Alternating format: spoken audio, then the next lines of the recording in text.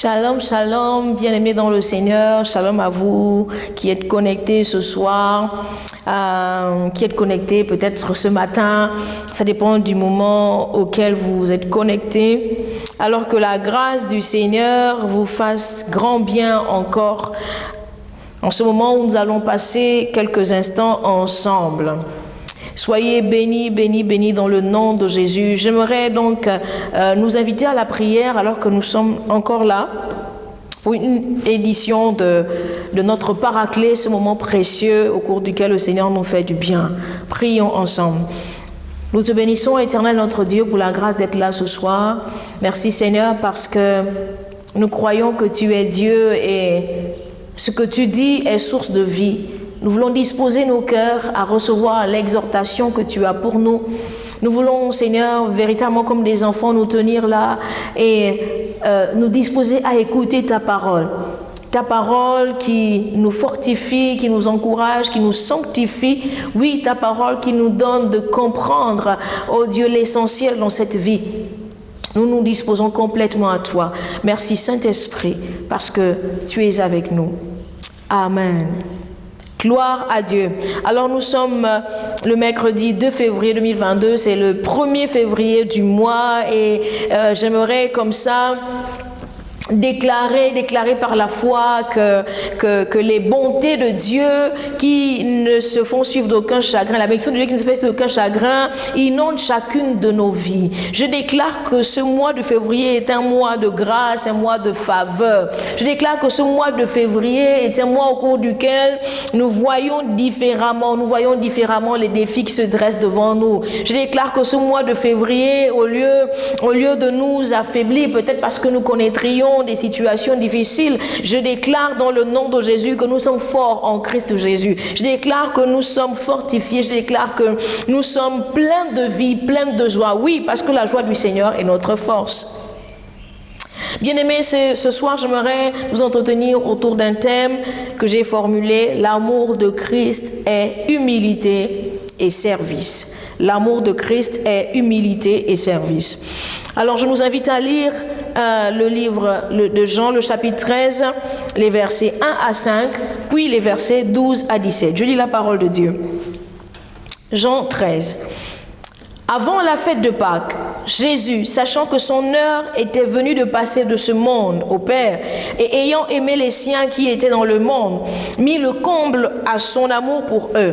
Pendant le souper, lorsque le diable avait déjà inspiré au cœur de Judas Iscariote, fils de Simon, le dessein de le livrer, Jésus, qui savait que le Père avait remis toutes choses entre ses mains, qu'il était venu de Dieu et qu'il s'en allait à Dieu, verset 4, se leva de table, ôta ses vêtements et prit un linge dont il se ceignit. Ensuite, il versa de l'eau dans un bassin et il se mit à laver les pieds des disciples et à les essuyer avec le linge dont il était ceint. Verset 12. Après qu'il leur eut lavé les pieds et qu'il eut pris ses vêtements, il se remit à table et leur dit, « Comprenez-vous ce que je vous ai fait ?» Verset 13, « Vous m'appelez Maître et Seigneur, et vous dites bien, car je le suis. » Verset 14, « Si donc je vous ai lavé les pieds, moi le Maître et moi le Seigneur et le Maître, vous devez aussi vous laver les pieds les uns aux autres. » Verset 15, « Car je vous ai donné un exemple afin que vous fassiez comme je vous ai fait. En vérité, je vous le dis, le serviteur n'est pas plus grand que son Seigneur, ni l'apôtre plus grand que celui qui l'a envoyé. » Verset 17, « Si vous savez ces choses, vous êtes heureux pourvu que vous les pratiquiez. » Alors la Bible nous dit que Jésus était à table avec ses disciples et il savait que l'heure était arrivée pour lui de quitter ce monde.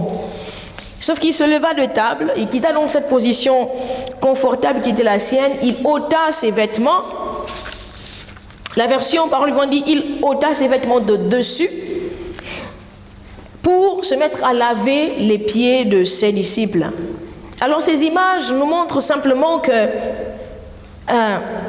Jésus, qui savait qu'il devrait quitter ce monde, avait aimé ses disciples et il a voulu mettre le comble à son amour. C'est-à-dire qu'il n'a pas été préoccupé par le fait qu'il va mourir, pour parler simplement. Mais il était plus préoccupé par le fait qu'il fallait qu'il démontre encore aux disciples jusqu'où il les aimait. Le fait d'ôter ses vêtements est symbole de se dépouiller, d'oublier qui on est pour être au service des autres. Ôter ses vêtements et prendre le temps pour laver les pieds à ses disciples est symbole de renoncer un tant soit peu à qui on est, à nos besoins, pour manifester son amour aux autres. En effet, Jésus aurait pu s'arrêter pour dire que bientôt je vais mourir, bientôt je vais passer à la croix, donc je suis préoccupé par cette situation. Mais il oublie, il met cela de côté pour mettre en valeur l'amour qu'il a pour ses disciples. Et l'amour qu'il a pour ses disciples l'emmène à se dépouiller de sa gloire, de se dépouiller d'une situation tout à fait confortable et se mettre à leur service. Je crois, bien aimé, qu'il y a un mystère dans le fait de se préoccuper des autres. Lorsque nous lisons le livre des Actes des Apôtres, nous voyons que les disciples, confrontés à la mort de Dorcas, ont supplié Pierre de la ressusciter à cause du bien qu'elle faisait. Nous pouvons retrouver cette histoire dans le livre des Actes des Apôtres, le chapitre 9, les versets 36 à 43.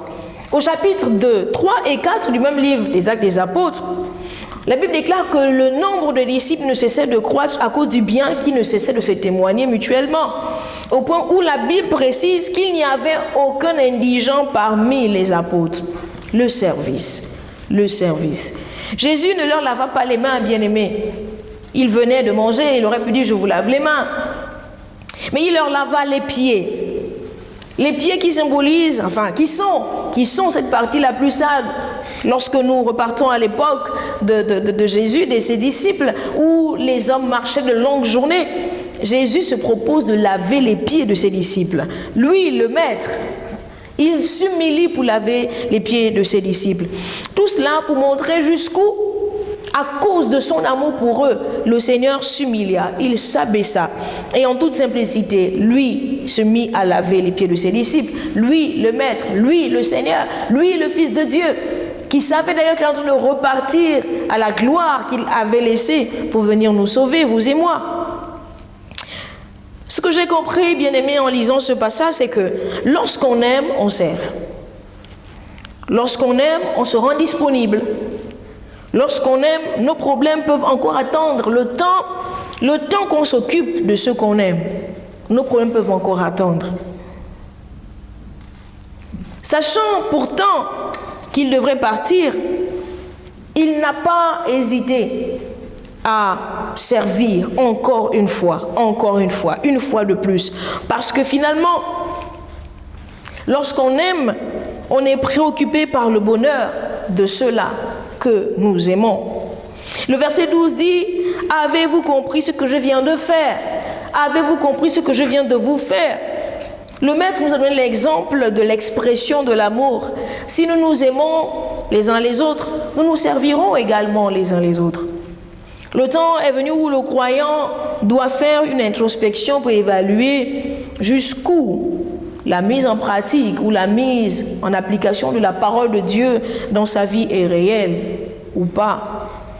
De tout temps, la Bible nous a toujours exhortés à servir, à nous faire mutuellement du bien.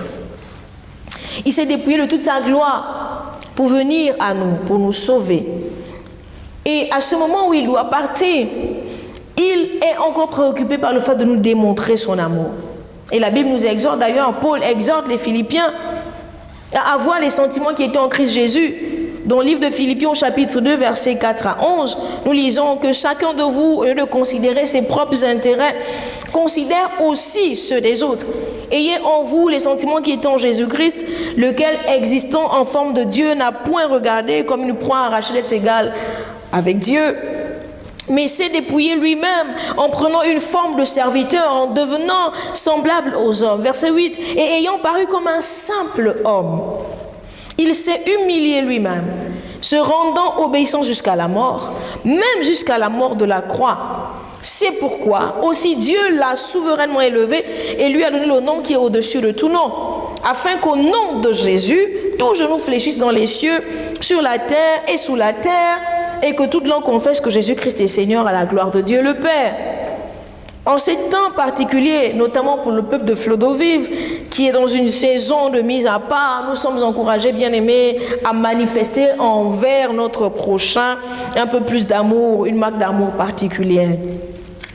Elle ne consistera pas forcément en quelque chose de matériel, mais elle peut être bien plus encore, la détermination à porter son frère, sa sœur dans la prière, à privilégier à privilégier ses besoins à lui dans la prière par rapport aux nôtres propres. Ensuite, en vérité, il ne serait pas trop que de lui manifester aussi, pourquoi pas, par des actes d'humilité et de simplicité, notre amour.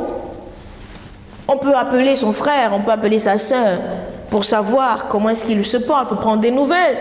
Peut-être aura-t-il un sujet de prière, peut-être aura-t-elle une préoccupation à partager, bien-aimés. Nous sommes dans une société qui devient, année après année, de plus en plus individualiste. Revenir à la parole de Dieu nous gardera de l'illusion de cette vie et nous ramènera à l'essentiel.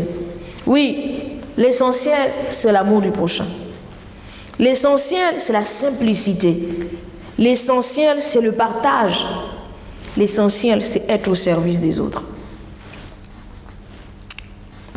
L'amour de Dieu, bien-aimé, n'a pas le même visage que celui que le monde nous enseigne.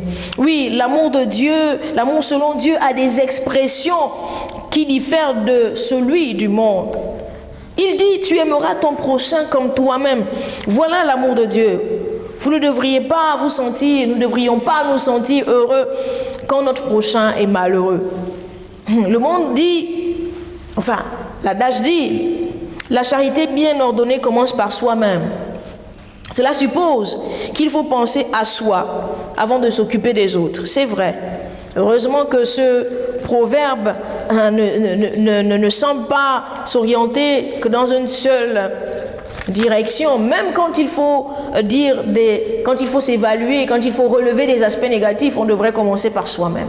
Qu'est-ce que je fais mal avant de juger mon frère, avant de juger ma sœur? Mais ce proverbe est aussi utilisé pour se faire donc une autocritique. Il signifie alors qu'il faut s'occuper d'abord de nos propres défauts avant de critiquer ceux des autres, certes. Mais en ce qui concerne l'amour de Dieu en nous, il est question de considérer aussi les intérêts de l'autre. La charité bien ordonnée ne doit pas signifier ne penser à l'autre que lorsque tous nos besoins sont satisfaits. Selon Dieu, ce n'est pas toujours le cas. Et l'exemple de Jésus est frappant. Il sait qu'il va mourir, mais il ne dit pas qu'il va d'abord s'occuper de Judas, qui a résolu de le trahir, ou d'aller discuter avec le Père, pour dire, Seigneur, vraiment, essaie de repousser cette échéance. Il trouve plus nécessaire d'abord de mettre le comble à son amour en lavant les pieds de ses disciples, en les servant. Bien-aimés, les temps dans lesquels nous sommes nous exigent de revoir un peu ces choses que nous connaissons, mais qui, sans le savoir, s'effritent au gré des journées qui sont tellement chargées, au gré de l'activité, de la vie en général dans les grandes villes. Et on oublie très souvent de témoigner de notre amour vis-à-vis de ces personnes que nous aimons, que nous disons aimer. Il devient de plus en plus difficile de prendre des nouvelles de quelqu'un qui ne partage pas la même maison que vous. Et en tant qu'Église, en tant que famille, ce soir, le Seigneur veut nous exhorter encore à l'amour. Et cet amour qui s'exprime par l'humilité, par la simplicité. Cet amour qui s'exprime par le service.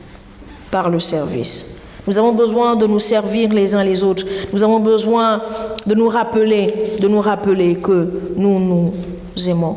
Parce que c'est lorsque nous prendrons soin les uns des autres que le monde verra que Christ vit véritablement en nous. Donc, bien-aimés, ce soir, j'aimerais nous exhorter à trouver le moyen de faire du bien à quelqu'un dans l'immédiat ou dans les tout prochains jours. Après avoir écouté cette exhortation, j'aimerais nous inviter véritablement à poser un acte, à réveiller l'expression de l'amour en nous. Parce que le Maître l'a fait. Et nous ne sommes pas plus grands. C'est ce que la Bible nous a dit ce soir. Nous ne sommes pas plus grands que le Maître. L'apôtre n'est pas plus grand que celui qui l'a envoyé. Alors si le Maître a servi les disciples, servons-nous également les uns les autres. Aimons-nous également les uns les autres. Amen. Alléluia. J'aimerais nous inviter donc à la prière. Prions ensemble. Père, que ta parole me transforme.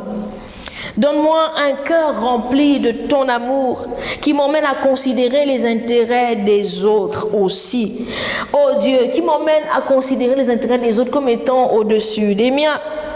Qui m'emmène cet amour à l'humilité, à la simplicité de cœur.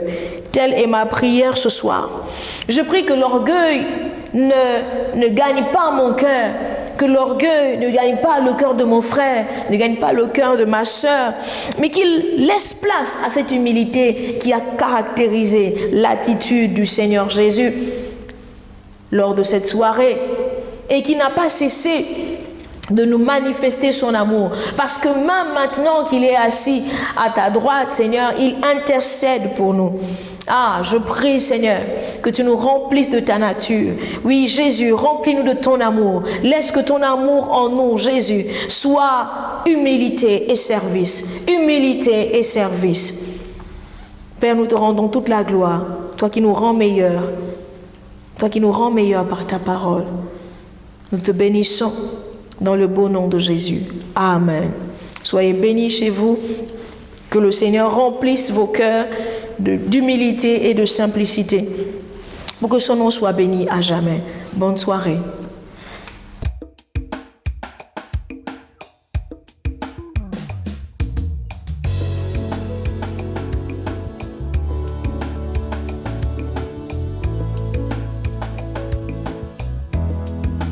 Je suis un fleuve.